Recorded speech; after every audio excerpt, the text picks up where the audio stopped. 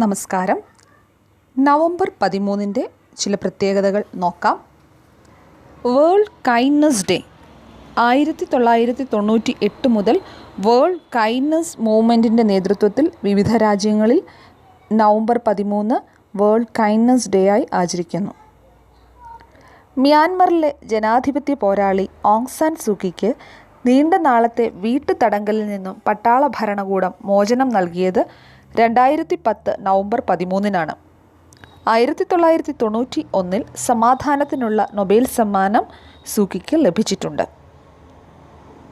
പ്രൗഢഗംഭീരമായ ശബ്ദ താരാവലി എന്ന ബൃഹത് നിഘണ്ടുവിൻ്റെ ആദ്യ സഞ്ചിക പുറത്തു വന്നത് 1917 നവംബർ 13 ശ്രീകണ്ഠേശ്വരം ജി പത്മനാഭപിള്ളയാണ് രചയിതാവ്.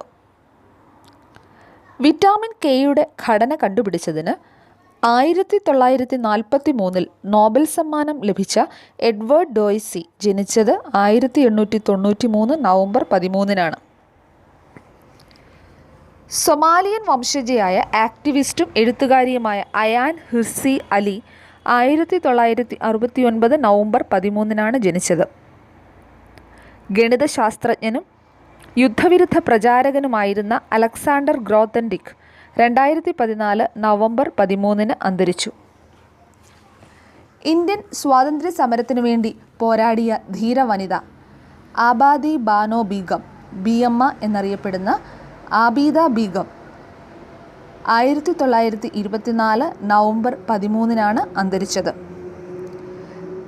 രാഷ്ട്രീയ പ്രവർത്തകനും അധ്യാപകനും സംസ്ഥാന മുൻ മന്ത്രിയുമായിരുന്ന ലോനപ്പൻ നമ്പാടൻ 1935 നവംബർ 13 ജനിച്ചത്. ഓരോ ദിവസത്തെയും പ്രത്യേകതകൾ അറിയുവാനായി ഞങ്ങളുടെ യൂട്യൂബ് ചാനലായ A+ വിന്നേഴ്സ് സബ്സ്ക്രൈബ് ചെയ്തിട്ടില്ലാത്തവർ സബ്സ്ക്രൈബ് ചെയ്യുക. വീഡിയോ ഇഷ്ടമായെങ്കിൽ ലൈക്ക് ചെയ്യുക, ഷെയർ ചെയ്യുക. നിങ്ങളുടെ നിർദ്ദേശങ്ങളും അഭിപ്രായങ്ങളും കമൻ്റായി രേഖപ്പെടുത്തുക. വീണ്ടും അടുത്ത ദിവസത്തെ വിശേഷവുമായി കാണാം. നന്ദി.